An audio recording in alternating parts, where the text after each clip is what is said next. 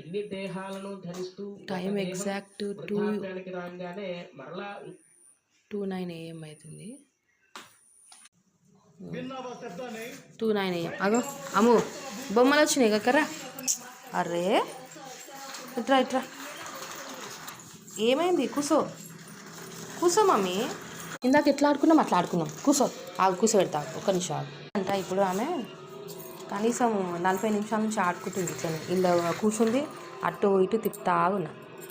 పాపం వాళ్ళ డాడీ ఇప్పటిదాకా వచ్చిండు, సిరప్ పోయనిస్తలేదు, సిరప్ పోసిండు, పోయింది. ఇక ఇంకెందుకు ఆడనన్నావు కదా, అవి ఆడుకుంటున్నావు కదా, ఇవన్నీ అవన్నీ కూసో. అసలు యాక్టివ్గా లేదు అప్పటి నుంచి.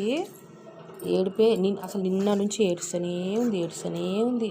ఆ నోట్లో మొత్తము పూతలాగా వచ్చి పాపం అసలు నిన్న నుంచి తిండి లేదు.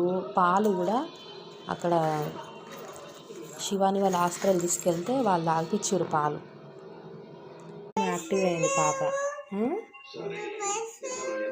పెట్టుకుంటా పేస్ట్ ఇప్పుడు ఇస్తే ఇది పెట్టుకుంటా. మరి తోమాలా?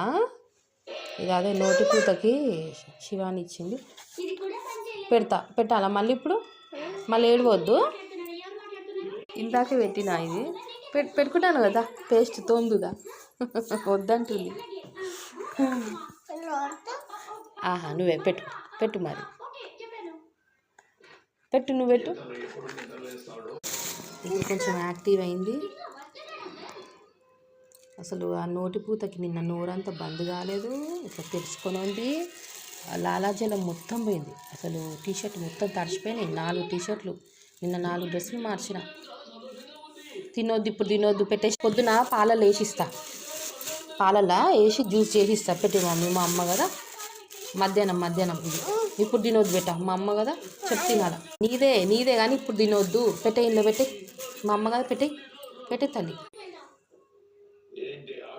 ఇంకా నోరు అది తగ్గింది. అసలు నిన్నైతే నోరు బంద్ కాలేదు. మస్తు ఇబ్బంది అయింది పాపకి, నా బిడ్డ. మాకైతే 2 days నుంచి నిద్రనే లేదు. ఈమెతో పాటు మేము కూడా మేలుకనే ఉన్నాం. పోను మా అమ్మ బచ్చుకుంటావా? ఇప్పటిదాకా ఆడింది సాలిగా, బచ్చుకో. ఎప్పుడు అమాస పుణ్యానికి సుస్థ అయితేనే ఉంది ఆ పిల్ల. ఏం చేయాలో అర్థమవుతలేదు. ఇక పిల్లలు అన్నాక జ్వరాలు వస్తాయి కామన్, కానీ మరి ఇంతగానం నేను ఏడ చూడలేదు. మరి ఏ దుష్టశక్తి పట్టి పీడిస్తుందో మాకు ఇంట్లో కూడా మనశ్శాంతి లేదు. అమ్మవారికి మొక్కుకుంటున్నా, ఇక అమ్మవారే చూసుకోవాలా. మాకు ఎవరు పగబట్టి ఇచ్చేస్తారో వాళ్ళకే రిటర్న్ అయితే